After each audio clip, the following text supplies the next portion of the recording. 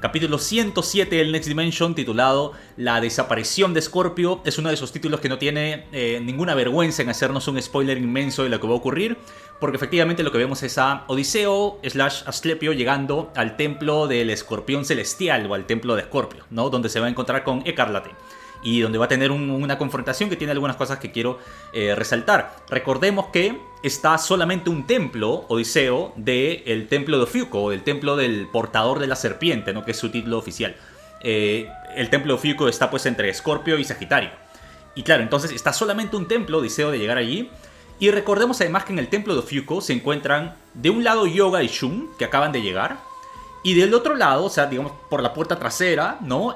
Ingresó por allí Yoga, con Saori, de hecho, ¿no? Y Saori ha quedado atrapada en este huevo al que le metió la serpiente dorada que recibió a Yoga.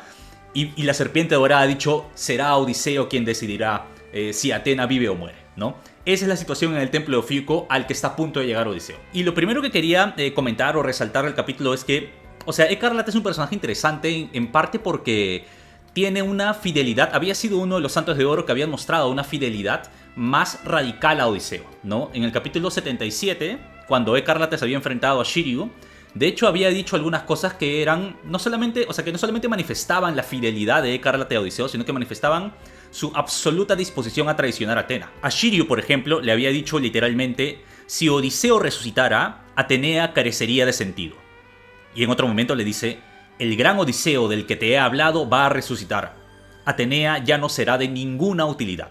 O sea, Escarlate había sido uno de los que más claramente había manifestado su disposición para traicionar a Atena en nombre de Odiseo. Y por eso había muchas ganas de ver cómo iba a ser este encuentro, ¿no? Entre ellos dos. Y en parte es comprensible la posición que tenía Escarlate, porque Odiseo literalmente había dado la vida por él, ¿no? En el sentido de que lo que nos cuenta Escarlate, lo que le cuenta Shiryu en ese capítulo 77 es que Odiseo tenía esta sangre dorada que tenía un gran poder de sanación, y Odiseo por lo tanto estaba constantemente dándole su sangre a los Santos de Oro y en general a los santos, ¿no? Porque Odiseo tenía esta idea de que más importante que su propia vida era cumplir con el propósito de salvar a los santos de Atena, porque se acercaba la guerra contra Hades, o se acercaba una gran guerra, ¿no? En la que había que proteger a la humanidad. Entonces Odiseo daba su sangre constantemente, y es precisamente en tanto que le da tanta sangre a Escarlate que Odiseo llega a este punto de gravedad tal que muere.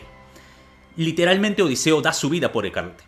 Y entonces, en parte es comprensible que Escarlate se sienta tan, pero tan en deuda con Odiseo, y que por lo tanto esté tan dispuesto a seguirlo a cualquier parte. Porque este es un factor extra, digamos, con respecto al clásico dilema por el que están pasando los Santos de Oro, ¿no? Cuando se encuentran con Odiseo, que es el dilema de ¿qué hago? ¿Obedezco la orden de este Odiseo del presente que me dice que vamos a matar a Atena?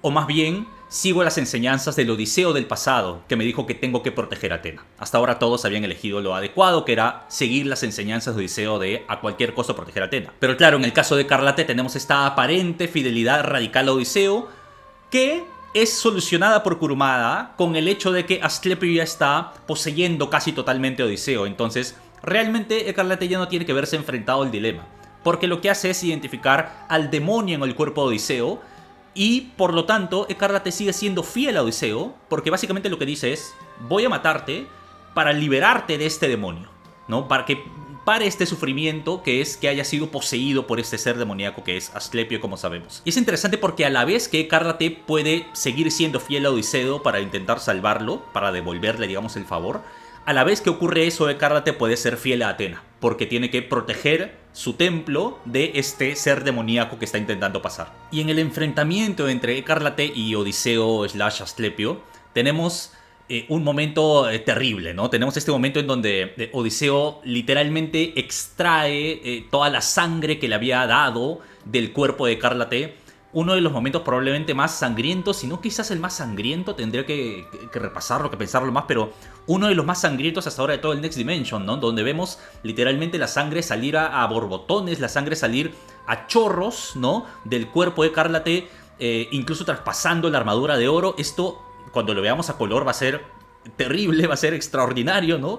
Y es claro, es uno de estos momentos ya tradicionales en verdad en Saint Seiya, en donde vemos la disposición al sacrificio de uno de los personajes, ¿no? Que esto es bien importante. En Saint la sangre no solamente es sangre por sangre, no solamente se trata de, vamos a ver sangre porque hay mucha violencia, no. Hay momentos así, hay momentos gore, ¿no? En Saint Seiya tenemos el clásico momento en donde Ikki aplica el puño fantasma al pobre Nachi de Lobo y vemos cómo su cuerpo está totalmente desmembrado, ¿no? Pero por lo general no es solamente sangre por sangre lo que vemos en Saint Seiya, ¿no? La sangre es una manifestación del espíritu de lucha que tiene el personaje. Aquí estamos hablando del ya muy conocido Neketsu, ¿no? Que el Neketsu, si entiendo bien, corríjame si me equivoco, no sé japonés, pero si entiendo bien se traduce por sangre ardiente, o es una posible traducción, ¿no? Que se refiere no al shonen. Hay algunas personas que confunden el Neketsu con el shonen. No todo shonen tiene que ser necesariamente Neketsu, sino que se refiere sobre todo a esos shonen en los cuales tenemos estos personajes con una total disposición para el autosacrificio, una total disposición para darlo todo, dar literalmente tu cuerpo, tu sangre, por el honor que estás defendiendo, por los valores que estás defendiendo, por tu autosuperación, por llegar a la meta que te has propuesto. Y entonces tenemos aquí, ¿no? A Ecarlate representando este clásico momento Neketsu, que de hecho sí tiene que ver esto con algo que suele identificarse como parte de la cultura tradicional japonesa, ¿no? Otra vez, no soy experto en esto, en la cultura japonesa, pero claro, entiendo que en la tradición japonesa el tema del sacrificio personal es algo muy importante, es algo que hace el hombre honorable, ¿no? Es algo que hace la persona que está totalmente dispuesta a cumplir con su destino. Y recordemos además que Kurumada suele ser bastante melancólico con la cultura tradicional japonesa, ¿no? Suele tener historias en donde es como que piensa el pasado tradicional como un pasado mejor y suele identificar cosas más bien del presente, de la vida contemporánea, como más problemáticas y menos vinculadas a los valores. Entonces es bien importante este tema del sacrificio en Saint Seiya, ¿no? Tenemos pues, por supuesto, al rey del sacrificio sangriento, ¿no? Que es Shiryu, que constantemente está dispuesto a dar su vida, su sangre, su cuerpo, literalmente sacándose la armadura y peleando con el pecho desnudo para que la sangre brote de él. Ya, Shiryu es el rey de eso, pero no es el único, ¿no? Tenemos además a otros personajes que constantemente se están sacrificando en Saint Seiya. Tenemos pues, bueno, para empezar, a Saori, ¿no? Saori está constantemente también en una disposición grande a sacrificarse por la humanidad. Tenemos a Seiya que constantemente se está sacrificando. Kanon, ¿no? Kanon se sacrifica al final de la saga de Poseidón, también en su pelea contra, bueno, pelea entre comillas contra Scorpio, contra Milo. Saga se sacrifica al final de las 12 casas, ¿no? Y por supuesto en este proceso de aparente traición en la saga de Hades. Shun también es alguien que muestra mucha disposición al sacrificio. No sé, pienso también en el sacrificio de Cassius, ¿no? También bastante sangriento en el manga. A Iolo de Sagitario que se sacrifica por Atena. A Shura que se sacrifica para salvar a Shiryu, ¿no? Al Cisne Negro incluso, ¿no? Que se sacrifica para darle la información necesaria a Ikki para que luche contra Yoga, que no tenía necesariamente que morir, ¿no? Yoga le dice, te he dejado el brazo suelto para que puedas liberarte. Y el Cisne Negro lo que hace con su brazo suelto es sacarse el ojo para sacrificarse en pos del triunfo de Ikki. Y así hay un montón, ¿no? Shaina se sacrifica por Seiya, Kiki en la saga de Poseidón también se sacrifica para intentar proteger la armadura de Libra, Orfeo en la saga de Hades, los 12 santos de oro al final de la saga de Hades Infierno. O sea, el sacrificio es una forma recurrente en la que Kurumada manifiesta cómo es que el personaje tiene una gran disposición, tiene un gran compromiso para defender sus propios valores, en particular para defender la justicia, ¿no? El sujeto que es capaz de sacrificio es aquel que realmente tiene honor.